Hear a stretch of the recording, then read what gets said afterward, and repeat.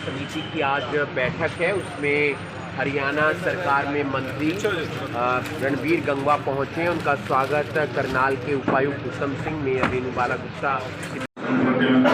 समिति के बैठक में उपस्थित सभी विभागों के अधिकारीगण और सम्मानित मनोनीत सदस्यगण, आप सभी का अभिनंदन है, स्वागत है।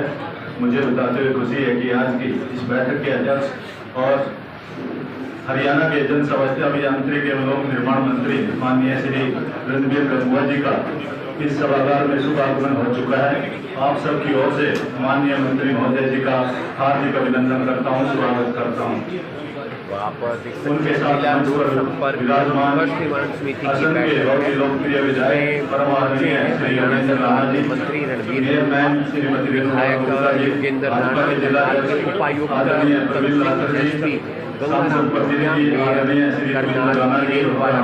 साथ ही साथ बीजेपी के जिला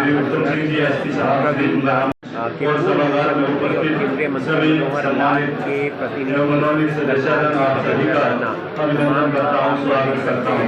मैं माननीय उपायुक्त महोदय से निवेदन करता हूँ कि आगे की बैठक की कार्रवाई शुरू करने की अनुमति दे और जिला प्रशासन की ओर से माननीय डीसी साहब को अभिनंदन करें।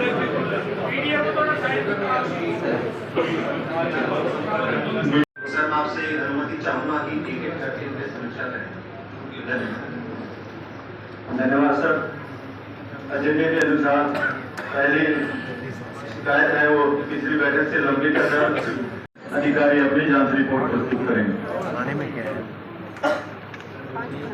कितनी 5 करवानी है और कितनी है नहीं 8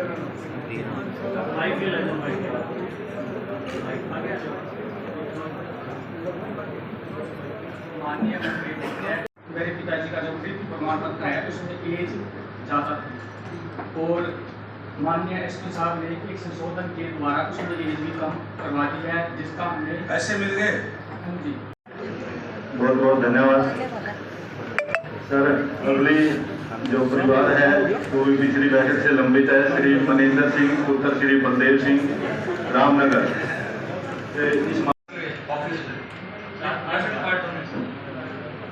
इस चार डेट लगी है।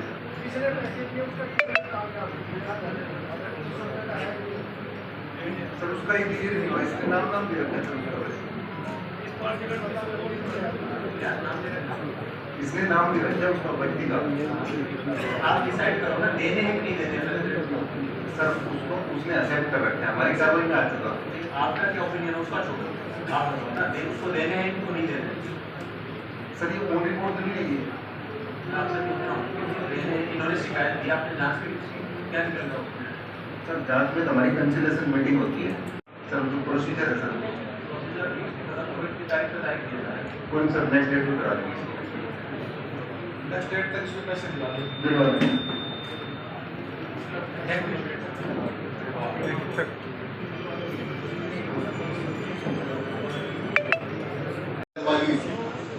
तो सर 2018 में पश्चिमी यमुना नहर टूट गई थी, उसकी वजह से पुलिया बंद हो गई थी।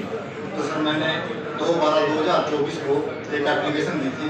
उस एप्लीकेशन पे कार्यवाही करते हुए प्रशासन के द्वारा पुलिया को जो है ना दोबारा काट करके नई पुलिया डाल दी गई।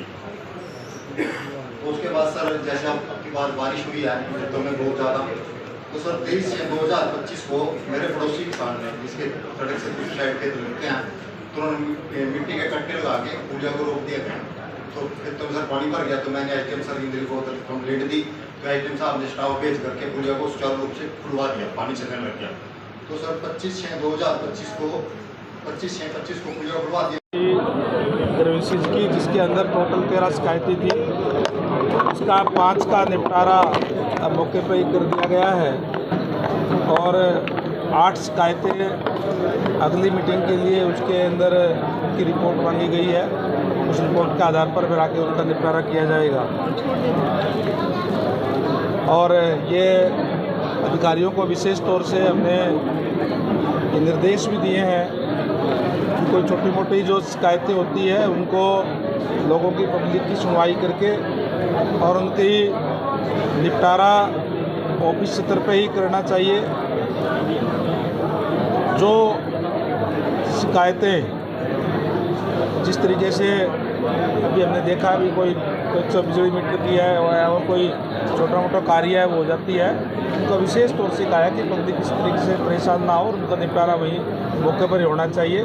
इस तरीके के निर्देश भी आज अधिकारियों को देने का काम किया है। राइस मिल घोटाला चल रहा है काफ़ी, उसको लेकर क्या कुछ कहना चाहिए? भारतीय जनता पार्टी की सरकार है और भ्रष्टाचार का कहीं भी कोई उनका स्थान नहीं है। कोई भी अगर इस तरीके का, चाहे वो राइस मिल का हो, चाहे वो मंडियों का हो, कोई भी अगर कोई सामने बात आती है तो उसके खिलाफ सख्त एक्शन हमारी सरकार करने का काम जो करती है। 125 करोड़ के घोटाले की बात सामने आ रही है, उसमें कई अधिकारियों के और कई पॉलिटिशियनों के नाम आ रहे हैं सर। देखिए, आरोप तो कोई भी लगाया जा सकता है, कोई भी कुछ भी कह दे, लेकिन मैंने कहा कि जो कोई चीज़ आई है सामने उसकी जांच की जाती है, जांच के बाद में ही उसका निष्कर्ष निकलता है और जांच में अगर कोई भी उसमें दोषी पाया जाता है तो उसके खिलाफ हमारी सरकार जो है वो सख्त कार्रवाई करती है। होटल का मामला यहाँ भी आया, युवा वापस आए डोंकी से, तमाम युवा डिपोर्ट होकर वापस आए हैं, कोई संदेश और सरकार क्या एक पॉलिसी ला सकती है ऐसी? देखिए, हमने हरियाणा के अंदर तो हरियाणा विधानसभा के अंदर इसके लिए हमने एक्ट भी बनाया है, बिल पास करने का काम किया है कि जो भी हमारे युवा है कोई अगर बाहर जाना चाहता है तो वो जो नियम कायदे के अनुसार जाए।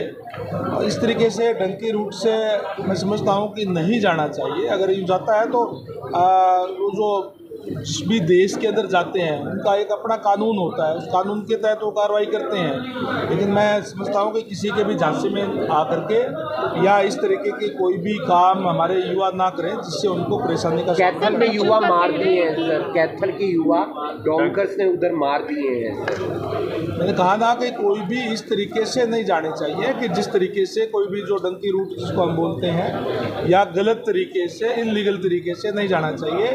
हमारी सरकार जो इसके बारे में युवाओं के लिए अनेक तरीके की सुविधाएं देने का भी काम करती है, जो नियम कायदे से वीज़ा लगा करके अपना और उसके बाद में जाए, कोई दिक्कत थोड़ी है। सर, युवाओं का कहना है कि अगर रोजगार यहाँ मिले तो वो बाहर ही ना जाएंगे। देखिए, रोजगार तो कोई भी व्यक्ति कहीं भी कर सकता है, वो स्वतंत्र है, लेकिन अगर बाहर भी कोई रोजगार करना चाहता है, विदेश में भी जाना चाहता है, वो जाए, लेकिन मैंने कहा कि लीगल तरीके से वो जाए।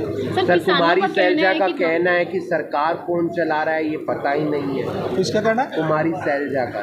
कुमारी शैलजा जी को, और वो कोई शायद कांग्रेस के समय की बात कर रही होगी, उनकी सरकार तो केवल और केवल ऊपर से चलती थी।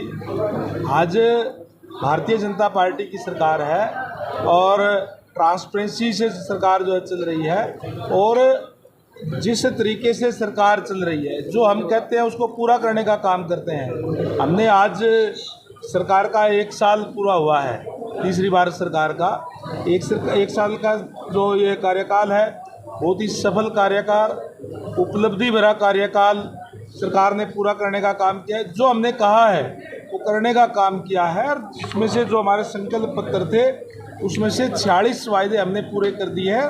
जो 217 वायदे थे, बाकियों पर लगातार काम चल रहा है। इस सरकार के अंत तक जिस तरीके से सीएम साहब ने भी बताने का काम किया कि 90 वायदे तो इस साल के अंत तक हमारे जो है वो कंप्लीट हो जाएंगे।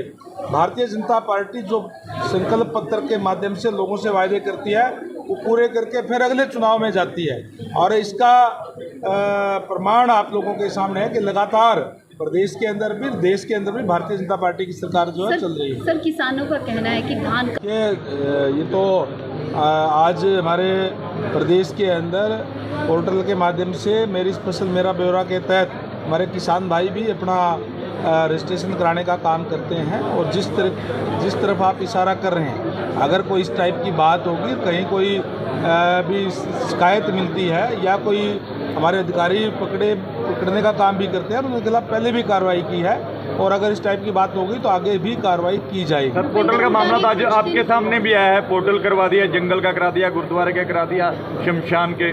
मैंने कहा कि ये आरोप होते हैं और जांच के बाद में पता चलता है, अगर जांच में गलत पाए जाते हैं तो हम उसके खिलाफ कार्रवाई करते हैं, पहले भी की, आगे भी करेंगे। सर, भूपेंद्र हुड्डा का कहना है कि किसानों को मुआवजा नहीं दिया जा रहा है और क्राइम बहुत बड़ा हो रहा है। देखिए, जहाँ तक भूपेंद्र सिंह हुड्डा जी की बात है, वो लोग भी इस टाइप की बात कर रहे हैं, उनके राज के अंदर किस तरीके से एक एक 1.5 रुपये का चेक दे करके किसानों के साथ बद्दा मजाक किया जाता था। आज उनके 10 साल तक उनकी सरकार प्रदेश के अंदर रही।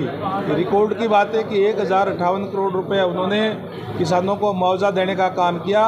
हमारी सरकार जो 10 सालों के अंदर 15,465 करोड़ रुपए, लगभग 15 गुना मुआवजा हमने इन उतने ही समय के अंदर जो है किसानों को देने का काम किया है। जहाँ तक लॉ एंड ऑर्डर की बात है, लोगों को, हरियाणा प्रदेश के लोगों को याद है कि किस तरीके से जुल्म और जातियाँ उनकी सरकार के अंदर होती थी और जो ग्राफ था क्राइम का उस समय कितना था और उसमें बहुत कमी आई है। निरंतर उसके अंदर हमारी पुलिस जो है उसके अंदर सुधार करने का काम जो कर रही है, तत्परता के साथ कार्रवाई करती है।